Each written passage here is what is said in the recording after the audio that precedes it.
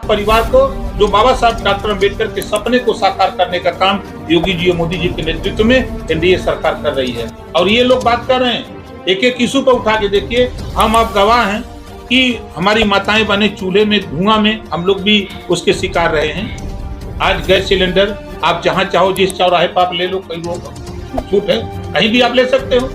तो ये कहने वाले लोग, जब सरकार थी उनकी, तो वो क्या किए? 27% आरक्षण पिछड़ों को नाई, गोंड, पाल, प्रजापति, बिंद, केवट, मल्लाह, राजभर, चौहान, आरकर, कुर्सी, बंजारा, बहेलिया, कंगाल, जोल्हा, दुनिया, सारी, साईं, तजी, मकीर, इनका हिस्सा किसने लूटा? समाजवादी पार्टी ने लूटा, बसपा ने लुटवाया, कांग्रेस ने लुटवाया। सामाजिक न्याय समिति की रिपोर्ट की चर्चा कभी नहीं करते। रोहिणी आयोग बना है, रोहिणी आयोग की रिपोर्ट आ गई, समीक्षा भी हो गई। अब वो रिपोर्ट को लागू कराने के लिए किसी समाजवादी पार्टी के नेता, कांग्रेस बसपा के नेता की जबान पे बात आती है कि 27% आरक्षण बांट करके जिसको हिस्सा नहीं मिला उसको भी दिया जाए? एक बार भी कोई सपा का नेता नहीं बोलता है। अगर कोई सफाई मिल जाए तो उसे पूछिएगा कि रोहिणी आयोग के विषय पर आपका नेता, आप लोग क्यों नहीं बोलते हो? चाहे सदन हो, चाहे सड़क, कहीं कहीं बोलते हैं। इस नाते की चूंकि पिछड़ों का हक लूट करके, जो अति पिछड़े हैं उनका हक समाजवादी पार्टी ने लूट करके हिस्सा हथियाया है, इस नाते ये लोग नहीं बोलते हैं। ये क्या बाबा साहब की बात करेंगे? राज्यपाल आनंदीबेन पटेल जो है ये कह रही है यूपी में 100% लोग सेफ नहीं है। भाई कल तक 100% लोग सेफ नहीं थे, आज तो कुछ परसेंट बढ़ा ना, कुछ परसेंट रह गया है महाराज। मंत्री जी संतों की मांग रही है, भाई देखिए, अब हम नहीं कहते कि आम के पेड़ में बौर लगा तो 100% फल लगेगा। उसमें कुछ तो टिकोरा बौर झड़ जाता, कुछ टिकोरा झड़ जाता, कुछ तो फल व्यवस्थित रहता है, ऐसा नहीं है। भागवत जी ने बयान को लेकर सर क्या बताएंगे?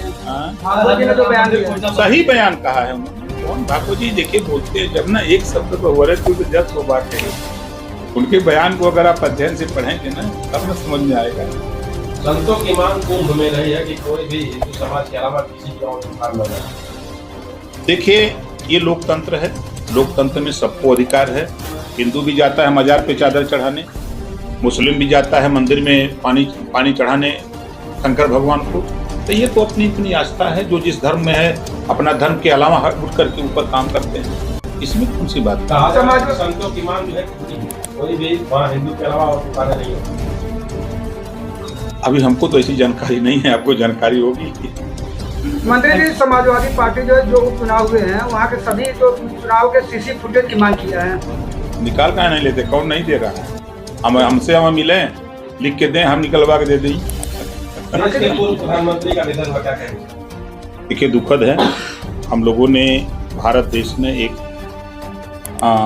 कुशल अर्थशास्त्री और कुशल नेता, जो देश को कुशलता के हिसाब से उन्होंने जिम्मेदारी को निर्वहन किया, एक ऐसे महान नेता को हम लोगों ने खो दिया है। दुखद है।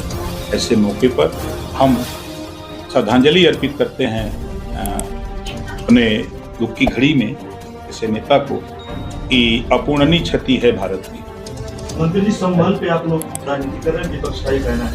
संभल पे आप इतिहास पढ़िए। संभल में जो विपक्ष कह रहा है, तो आजादी के बाद से लेके संभल में घटनाएं होती आई हैं।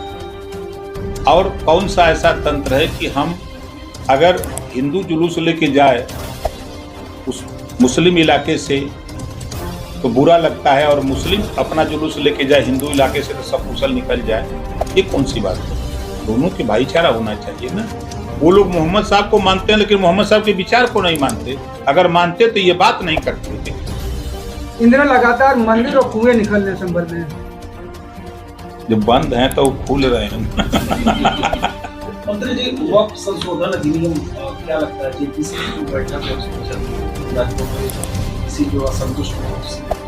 देखिए, हम डेली लखनऊ रहते हैं या कहीं रहते हैं तो 5, 6, 10, 15 शिकायतें आ जाती हैं। जो मुसलमानों में मजबूत मुसलमान हैं, वक्फ बोर्ड की जमीनों पर वही कब्जा किए, और वो उनकी नियमावली है कि इसी भवन को अगर वो आके कहने की वक्फ बोर्ड की जमीन है तो फिर ले जाकर एप्लीकेशन दे देंगे कि इसको खाली कराओ। इसी में संशोधन है। 1359 फसली में अगर आपका नाम है तो आपकी जमीन है, अगर नाम नहीं है तो फिर आप बिना वजह किसी की जमीन पर दावा नहीं कर सकते। ये संशोधन है। अब आप बताइए कि संशोधन में क्लास चल रहा है, लेक्चरर हैं, लेक्चर देना शुरू किए, नमाज का टाइम हो गया, आप क्लास छोड़ के चले जाएंगे आप नमाज पढ़ने। तो सिस्टम है, इस्लामी सिस्टम है कि माफी है नमाज में कि आप दूसरी नमाज में उसको पढ़ सकते हैं, ऐसी व्यवस्था है। ये संशोधन हो रहा है तो क्या दिक्कत है? ये तो देखिए जो वक्फ बोर्ड में संशोधन हो रहा है वो महिलाओं के लिए, नौजवानों के लिए, गरीब मुसलमानों के लिए, उनके हित के लिए हो रहा है। विरोध वो लोग कर रहे हैं जो वक्फी जमीनों पर कब्जा करके बिना वजह वो अवैध संपत्ति का इकट्ठा कर रहे हैं, वो लोग विरोध कर रहे हैं।